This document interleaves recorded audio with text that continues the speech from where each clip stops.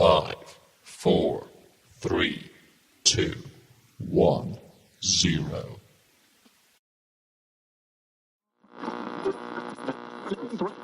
Ladies and gentlemen, I appreciate very much your generous invitation to be here tonight. You bear heavy responsibilities these days. Welcome to Stock Legends Radio Show, seeking answers, opinions, and the inside scoop, putting you in the front seat on Wall Street. In today's market, This is breaking news. Where is it going next? StockLegends.com. The Stock Legends Radio Show, episode 12. Please welcome today's host, myself, Quick Draw. Also today's special guest, Mr. William Schunbrunn, from CEO of ticker BTZO, also known as Bitzio Inc. Bill, welcome to the Stock Legends Radio Show. Thank you so much. It's great to be here. Now, Bill, before we get into the heavier topics that we would like to discuss today, why don't you take a moment to tell us a little bit about what it was like for you starting the company and also what your background is? Sure. My background is mostly in consulting and technology. The last 20 plus years working at companies like BDO Seidman in New York, big accounting and consulting firm. But I was always a geek and very interested in technology. My father was chief engineer for LM Ericsson as a kid. And, I was always around telephones and computers and, interesting geeky type stuff. And I just kind of grew up with that brain. And so I got into software 20 years ago in consulting, and I worked in ERP, enterprise resource planning. So that's working with big manufacturers and distributors. And then went from there to work with CRM, which is customer resource management. And that's helping people manage their customers better. And then ultimately into business intelligence software. So I've just always been around this technology. And a few years ago, I'd spent the last 5 years working at a very large advertising agency called WPP and working on their digital sector, a company called Blast Radius. And I just started thinking about the growth of mobile and where apps were going, and we call it the appification of the world and how it was all changing. And Blast was very focused on social media, and the idea just started kind of bubbling in my brain that there's this place where community and social and mobile and apps meet, and it's not really being served all that well. Parts are and parts aren't. And so I got together with some other friends and started talking about it, and we thought we were onto something, and we put Bitzio together around a year ago, and here we are today. Well, Bill, that actually takes me to my next question. You take a look at the mobile app industry, and it's almost been overshadowed. You've got high-level apps, you've got low-level apps, you've got programmers that are green, they're fresh on the market. They're trying to get their stuff out, but there's also what that does. It creates a lot of confusion, for the programmers and for the end consumer. So why don't you tell us a little bit about your three-stage strategy and why you think this will make the big difference that everyone's waiting for in placing developers and end users on the same wavelength? Yeah, it's a really good question. If you think about the developers that are out there today, they're really they're kind of two different breeds. You've got some developers that are succeeding extremely well, and you can think of Zynga with their games like Mafia Wars and other games that are on Facebook primarily. What's their other big one? Oh God, I'm forgetting. Farmville. Sorry, Farmville is one of their biggest games. Angry Birds, everybody knows Rovio, but the majority of developers aren't having those hits because developers, by and large, don't know how to monetize. Most developers know how to build something, they create an app, but they really don't know how to make a lot of money. Now, in the early days of the App Store, let's just talk about Apple for a moment, there was, 10,000 apps, and then 20,000 and 50 and 100, and at that point, you could get noticed. These days, if you're a developer and you don't know how to market, you're not going to get noticed. The only way for you to get in there is to either have great marketing behind you, you already have great reach, meaning huge numbers of consumers, or you've got a marketing partner that really knows how to push, because that's not what Apple and Google are doing. They're distribution engines. They are not marketing engines. They are not marketing your products.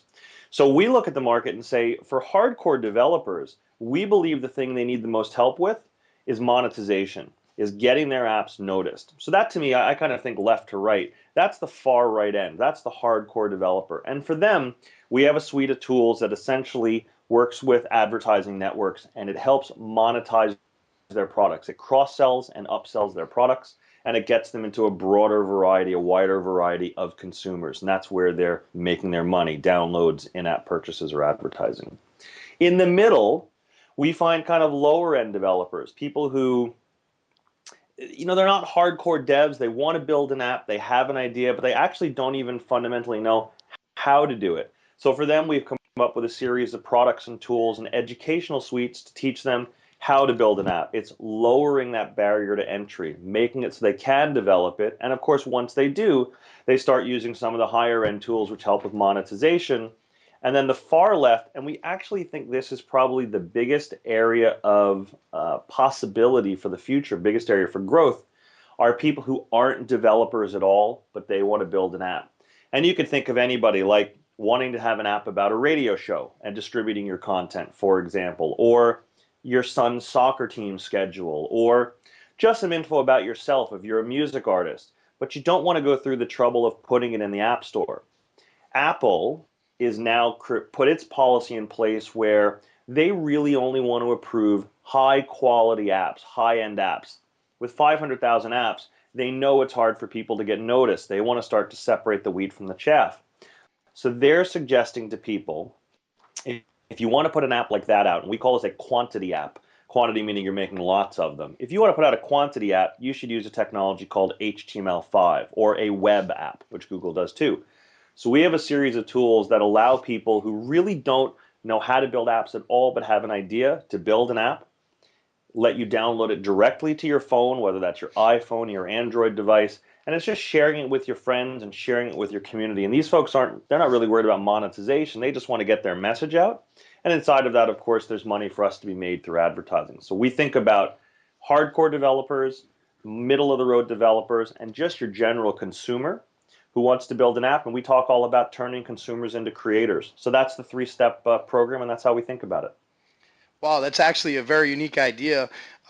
We all know that some of the best ideas come from, one person can have a good idea, but when you're able to collaborate that idea, it spreads like fire. I've been in a couple of unique situations where collaboration came into effect, and it's really made the difference in the final product. So you actually have beginners, middle of the line, and you've got highly advanced designers. You've got platforms set up, and basically the marketing. Do you think it's this philosophy that's allowed you to gain so much traction so quickly with your company? I think it's a couple of things. I think the primary thing people see when they look at Bitsu is they see the team.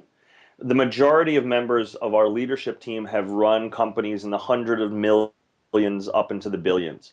And they're wondering, what's a team like this doing in a small company? And the reality is, we see such a massive opportunity here that we're all focused on. So you've got this incredible quality of leadership across the board. I think people see that, number one, and that's drawing people. Number two, we are hitting significant unmet needs in the market. We know where developers are in pain because we've bought a number of developers. We work with other developers and the tools that they've built to solve their problems. Many of us are consumers. We're working with people who want to build apps. For example, we put a product in market called The App Code. It was an educational series, 6 weeks. It was $1,000. People would download the content from the internet. And there were 1,000 people that signed up. We gathered a ton of feedback from them about what they needed to be successful and whether our tools were working. And we're actively listening. In fact, we're hiring people from that course into the company. There's a number of people we've done that with, because we're hearing their feedback, and our goal is to make them successful. The long-term play for us, and this is the reason why people, I think, are really coming to us, we're creating a large community. Everything today is about community. We're creating a large community of consumers that are interested in the same things we're interested in. So we already have 40 million downloads of our apps. If you're a developer and you work with our program and you get your apps on our platform, they're now being cross-sold to our 40 million. So let's say you bring in 5 million customers of your own. Now together we're selling to 45 million, and the next guy brings in 5 million, and the next and the next. Our stated goal as a company is to be responsible for 1 billion downloads within 3 years. That means developers that are working with us and using our tools are getting access to that download base. It's giving you a nice tight community where we know our consumers, we understand them, we have the analytics engine, we're targeting our advertising and cross-selling, This is why people are coming. Team, the products, the understanding, and then of course at the end, this community and reach. And it's kind of an inside community and reach. That's so important to these guys. Oh, I agree. The industry is, well, it's been exploding, and it's a very tight knit industry.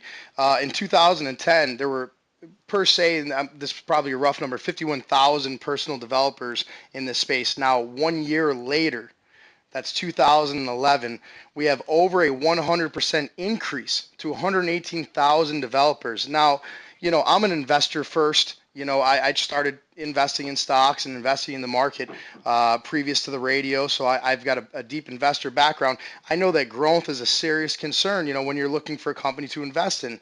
So not just with the company, but in a particular segment. If you're in a segment of the market that's not performing well, you might want to start investing in a different segment. Now, with growth over 100% in less than a year, 2012 numbers obviously aren't out. How do you think this growth will affect the potential for your investors and the potential for opportunity for your company? Well, it's an excellent place to look, but I think you need to kind of tweak where you're looking. We looked in the same place you're looking. We looked at the number of developers and saw it go from 50,000 to 100,000, and a lot of the growth was on the Google side. We think the real opportunity, frankly, and that's the right side of the graph I was describing. We think the real opportunity is on the left side. How many consumers are there that want to create their own apps? Not developers now, but if we're turning consumers into creators, what's that addressable market look like? We think that addressable market is in the tens to hundreds of millions around the world. So when you think about the value and value creation for a company like ours, we compare and we believe there are four fundamental companies to look at when you think of value and shareholder value. In our market, revenue is a key component, of course, but reach is actually the most important thing. And what's reach and who are the companies that do it well? Reach is the number of consumers that you're working with. You're either gathering data about them or you're selling to them, but they are you've created a dialogue with them and you have permission to communicate with them. So Facebook has over 800 million users. So they have reach of 800 million users, and they're, the IPO value is estimated around 100 billion. It's a ridiculous multiple on revenue. It's a ridiculous multiple on forward-looking PE, but it's based on that reach. They're looking at the customer lifetime value. What will these 800 million consumers be worth over time? That's where their value will come from. I believe that Zynga, so Farmville and Mafia Wars, we believe it's the same thing. They have an enormous value. Went public recently, $10 billion valuation, revenue nowhere near that. I think they have 350 or 400 million users. That number changes. You should certainly validate those numbers yourself. If you look at LinkedIn, I think LinkedIn has 150 million users. Last time I looked, they were trading at 90 times revenue. They were at $6 or $7 billion. Again, why are they so valuable? Well, they have job information, specific info on 150 million users, reach. And the last one is Rovio with Angry Birds, 400 million downloads. You look at their value. They were offered $2.5 billion cash recently by Zynga, and they said no, they want to go public. And the last one, of course, that everybody knows and loves is Google. What is Google's core product, and look at their value? Their core product is search. Really, their core product is data collection about hundreds of millions of people. They have reach. When you type your name in there, when you type what you're looking for, Google knows what you're looking for. Facebook is advertising to you based on what it knows about you. Fundamentally, that's what we're addressing. And we think by working with consumers and going after that download, 1 billion downloads, that's going to give us incredible value. Somebody is going to want that value. They're going to want that information, that download history, those purchases, access to those consumers. So we're maniacally focused on adding value. It's a leverage value model. We work with developers and consumers to become developers so they can sell their products to end consumers. Together, we create that community of reach. We're an enabler, but we own that community, if you will. We think from that there's going to be an unbelievable amount of value creation both for ourselves and for our shareholders. Exactly. It's not like, in the older days, if you had $20,000 in stock, well, you were $25,000. We're talking a cyber world, with a global network. I mean, Right. this could potentially be, worldwide. I mean, everybody uses apps. Apps are used for the iPad, for phones. I mean, you name it, there's an app for it. So we see Apple, Google, Microsoft, they're fighting tooth and nail for shoulder room in this space. Who do you think will win the epic battle, based on the strategy, and why do you and how do you think that will in return affect your investors that are plugged into your platform? I think there's going to be two winners at the end of the day. I think there'll be Apple and there'll be Google. And I think that's the fairly logical choice. I think most people looking at the numbers today would not think that that was a very omniscient prediction. I believe RIM is going to go away, and I believe Microsoft will do well on the business side, but not on the consumer side. So why, who and why really? So Apple and Google. Apple, 25 billion downloads. They hit their 25 billionth last week or the week before. The best monetization, meaning the amount of money developers are making, is happening at Apple. I think Apple has the best distribution system. They are certainly dominating the market for tablets with their iPad at 70+% market share last I looked. Their iPhone is certainly gaining huge amount of market share. So the number of people that they can reach simply with their device, they took a very similar approach to what we're saying by going for reach, but they put the device in market first.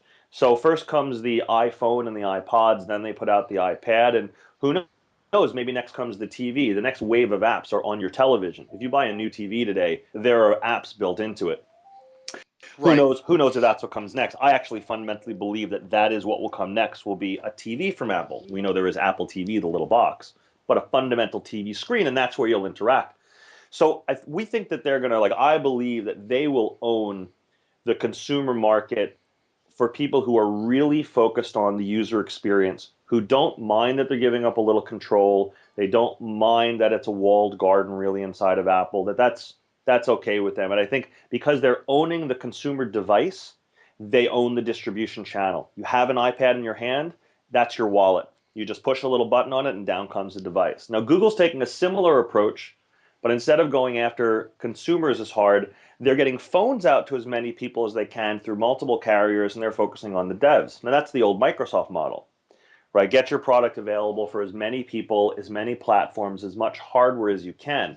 It means that it'll fragment, and it means that it won't have as good a user experience. I think Google is, they're getting tremendous market share. The growth of developers is 5-to-1 over the growth of Apple developers, but you're not making as much money there.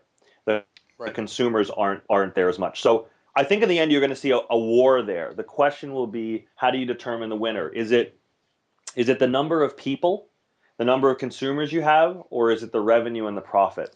I think if it's the number of consumers and developers that are using your products, Google will probably win. I think if you look at the revenue and the customer experience and the profitability, Apple's going to win. I think the two of them are going to duke it out for quite a long time. I wouldn't be surprised in 10 years if those were the two true software giants in the world that we had.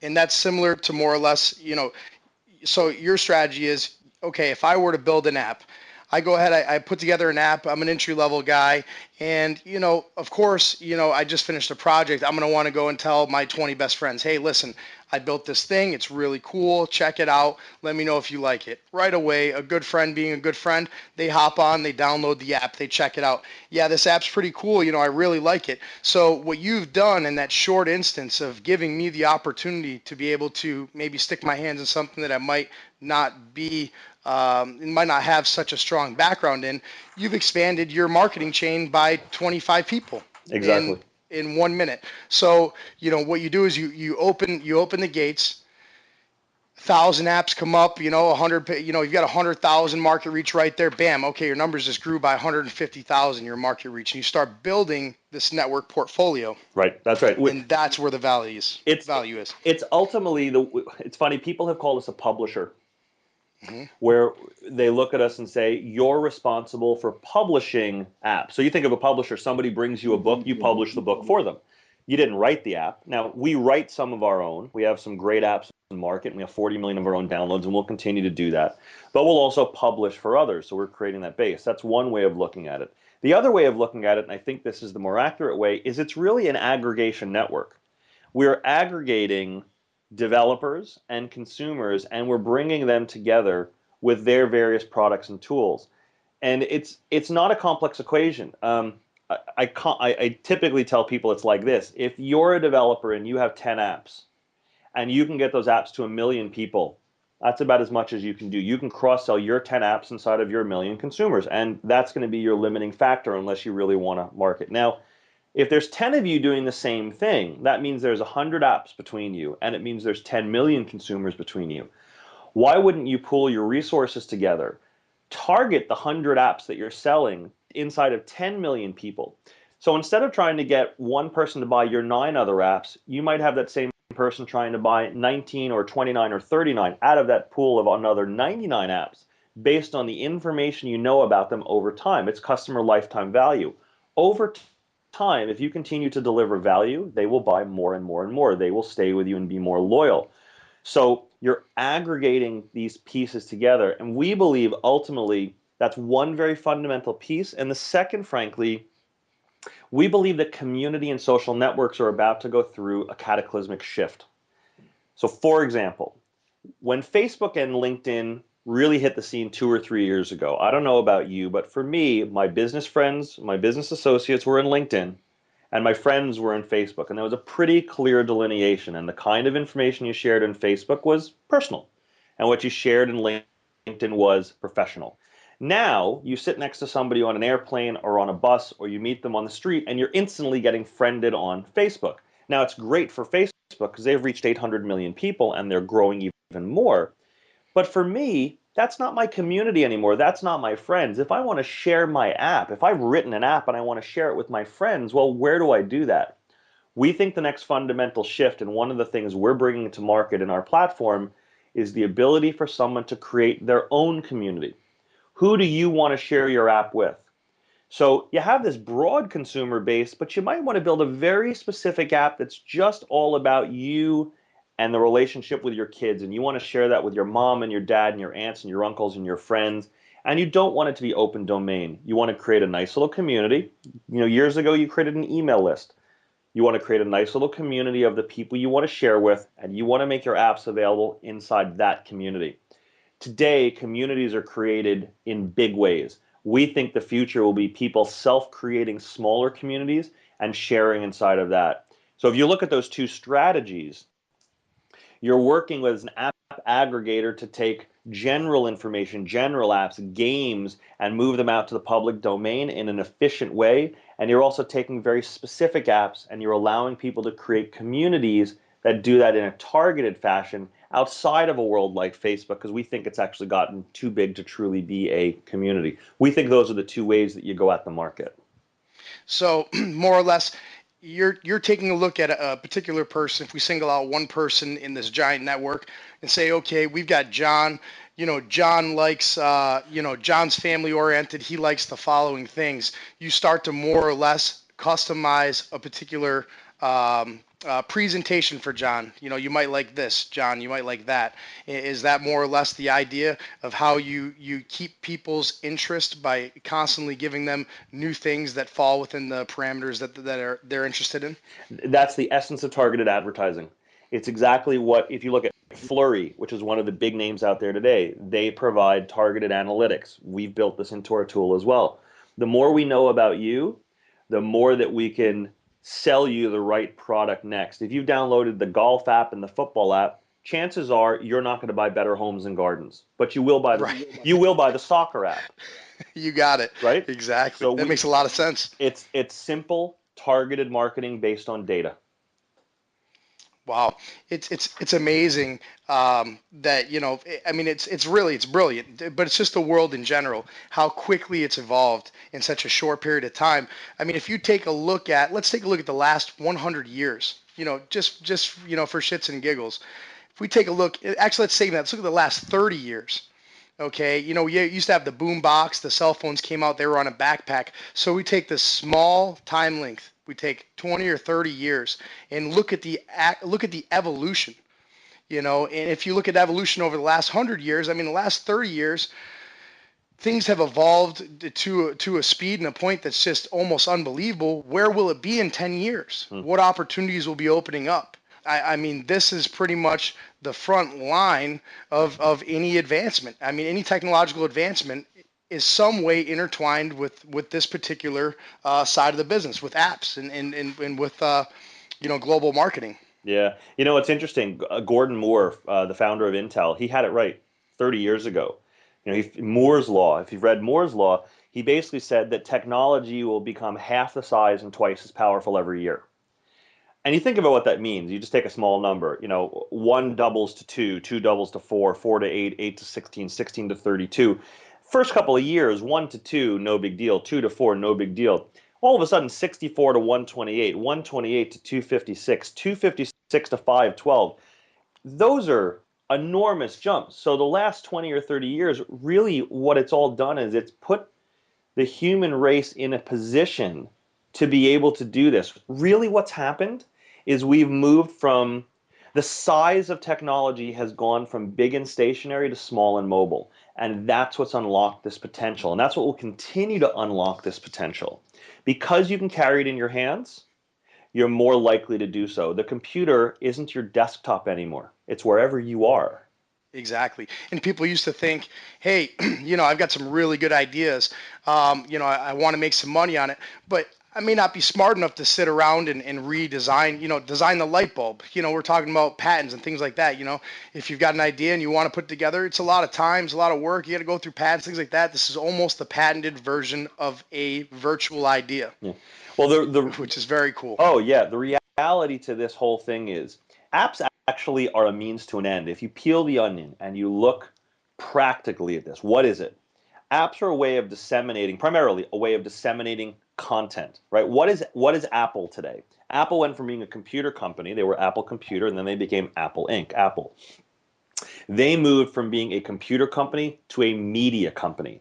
Media is everything. Media is magazines, media is books, media is music, TV shows, movies. What do apps deliver? Media, content, information. What happened was huge stores of information got broken down. It used to be that to know the weather, you bought the whole newspaper and you went to the page for the weather. Today, if you want to know the weather, you go and look at theweatherchannel.com or you get the weather app for 99 cents. So these big stores of content have broken down. You used to buy an album and the album became a 33. You could buy the A side and the B side. It's no different here. It really is no different. Huge stores of content have just broken down into small ways. And what we've been able to do, what people have been able to do is say, that information's publicly available. What can I do to disseminate it better than the other guy?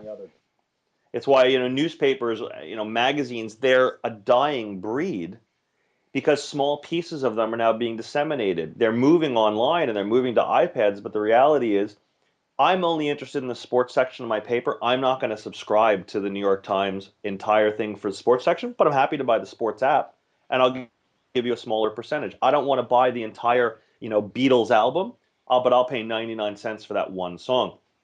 Right. Apple started that momentum, that movement 10 years ago, right? You look at Jobs' master plan. His whole idea was to become a media company, break media into small components, make it consumable, make it easier to buy a bite-sized nugget. It doesn't hurt. You have kids, same as me. When your kid says, "Dad, buy me this game for 99 cents," they're at the dinner table at a restaurant and they're screaming, 99 cents doesn't hurt. You're going to go ahead and do it. Now, the fact that they do that 10 nights in a row and you spent $9.99 doesn't add up until you see the bill. If your kid asks you to spend $9.99 on something, you'd sit back and go, "I'm not sure I want to do that." Right. So they lower that emotional barrier to entry to 99 cents. Look at the primary price of apps, 99 cents. No one cares about spending $1. I mean, you should, but practically, emotionally, psychologically, it's easy. Break the content down, price it right, give people the devices to have it, and there's the genius and the strategy. And now everybody who consumes content can also become a creator of content.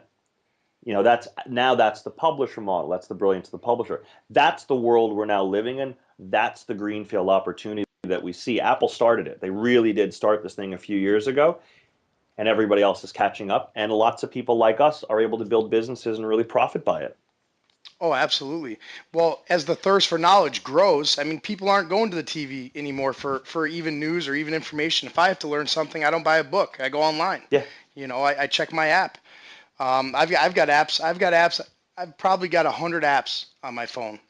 Yeah. You know, I mean, from everything from video games to video to Skype. I mean, you name it, it's all on a portable device. Yeah. I mean, why would you need anything more? Could you? I don't know how old you are, but I'm 40.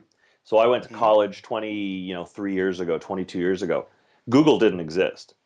I can't fathom the thought of going to college without Google, though I did. And I'm sure there was a generation that went without Encarta or without a digital encyclopedia. I mean, we went to libraries and we read books. Today, my 6-year-old, he doesn't go to the library.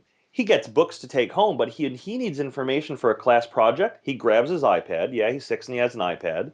And he figures out how to type the words with our help, and he searches for it, and he brings it up.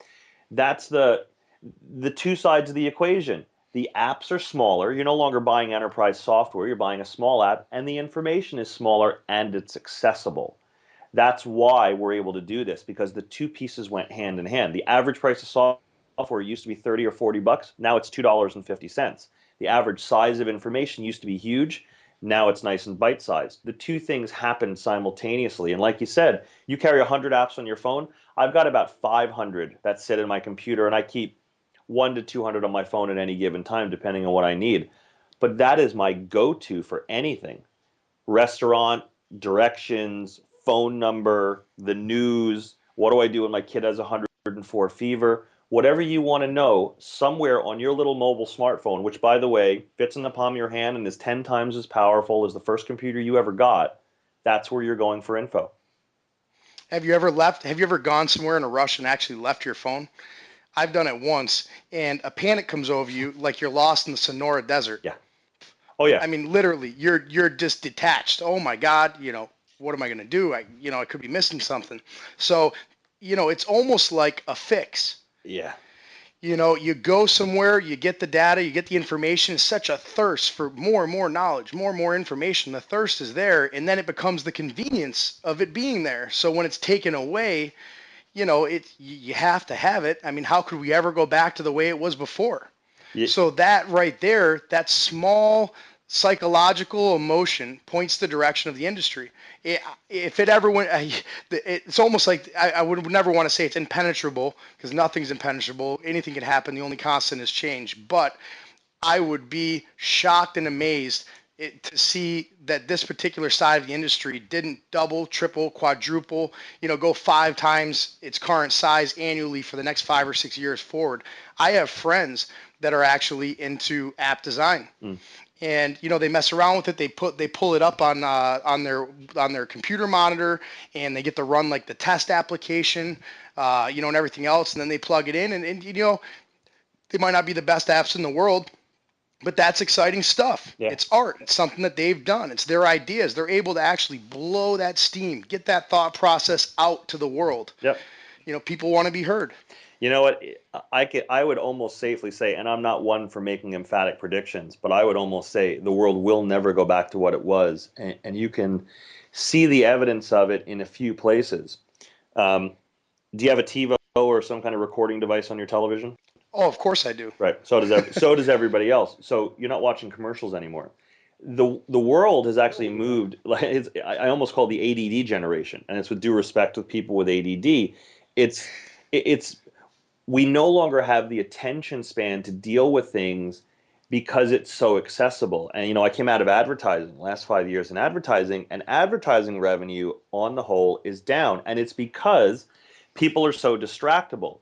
It used to be that if you were in your living room watching TV, well, that's all there was there. Now, your laptop could be on your lap, your iPad could be next to you, you could have your Kindle, you could have your iPhone, you could have any one of these devices sitting right there. And so you're constantly being distracted. And I think your point about the electronic leash is exactly right. I have thoughts of my phone not being around me, and it's almost like losing an arm. Or it's not like losing a child, because that's cataclysmic, but it's like losing an arm. Exactly. It's yeah. How am I going to go on? Oh my God, an email might come in the next hour that needs my attention, and I can't see it.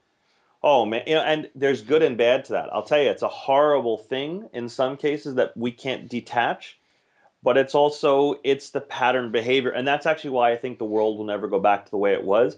This behavior, and Stanley Bing in Fortune writes about this all the time, about how bad an electronic leash is. And I actually have a friend that works at Lincoln Financial, and his boss does this brilliant thing over the weekends. He shuts off their BlackBerries on Friday night.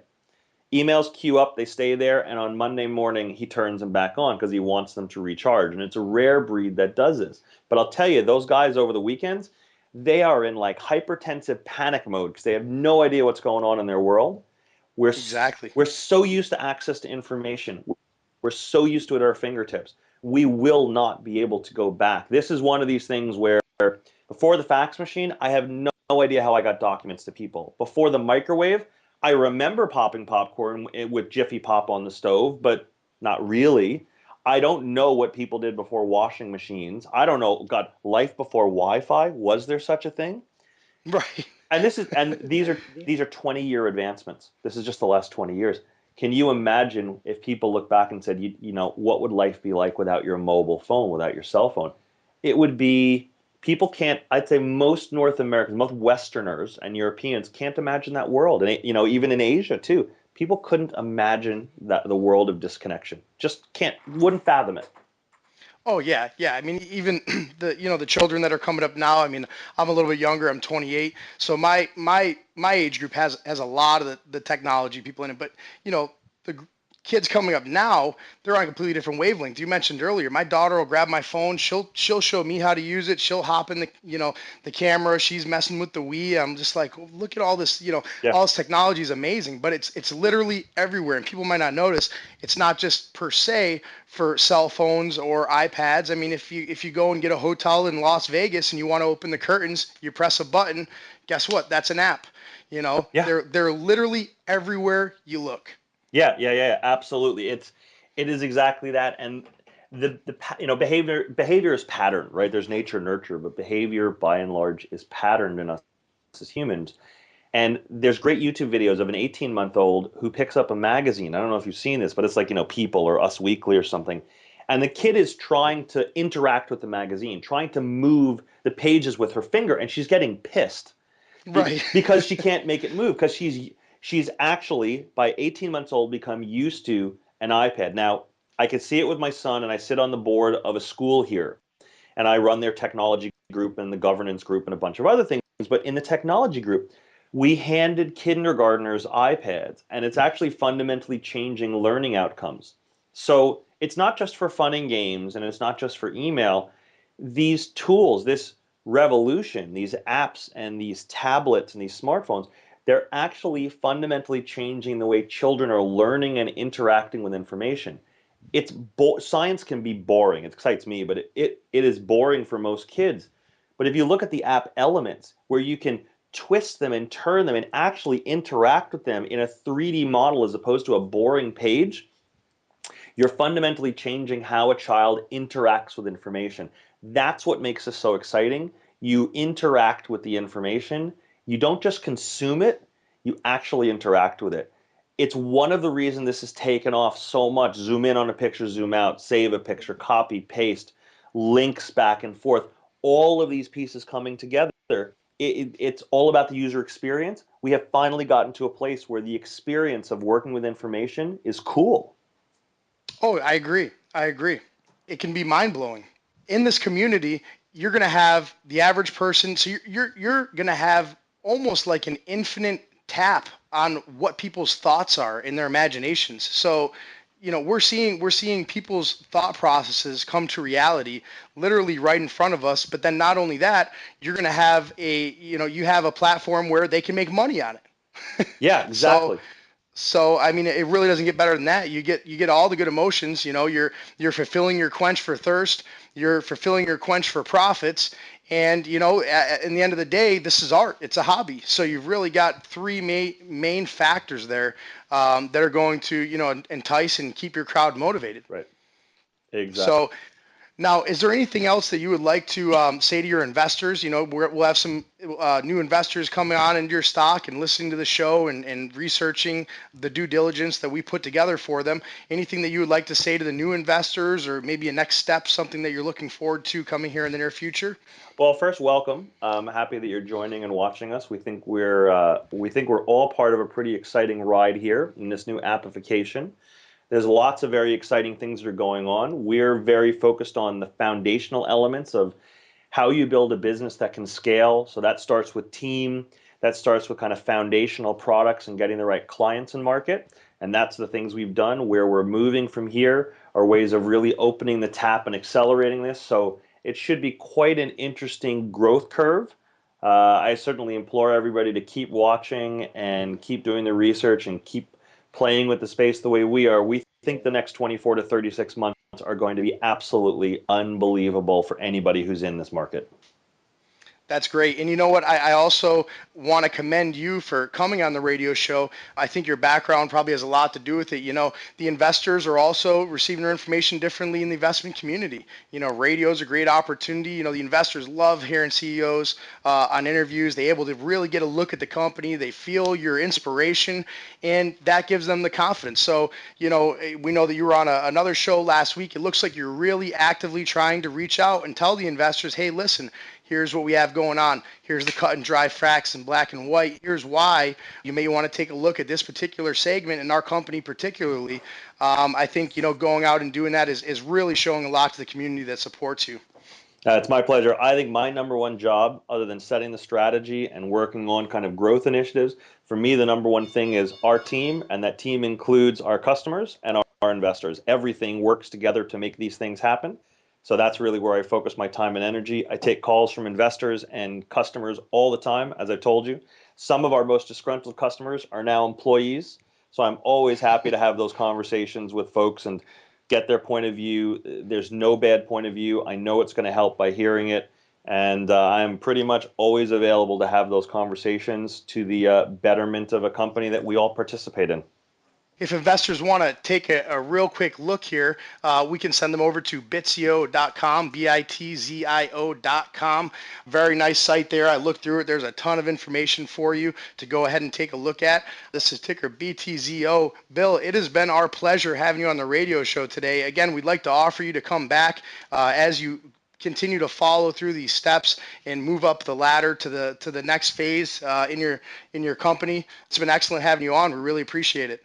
Oh, thank you so much. It's been a pleasure, and we're working our way from here onto NASDAQ. We're fully SEC compliant now, and 10K actually comes out tomorrow. So we're doing all the things we can to be on NASDAQ, and as we start getting there, which we hope is this year, we'll definitely want to come back on and tell you guys where we're at. So thank you so much. Thank you. I'm excited. Investors are excited. Ticker BTZO, ladies and gentlemen. Thank you, Bill. Thank you, Quick Draw. The whispers are true.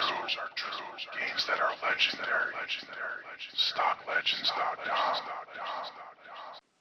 All information posted by Stock Legends for informational purposes only. It should not be construed as an offer or solicitation to offer or buy or sell securities.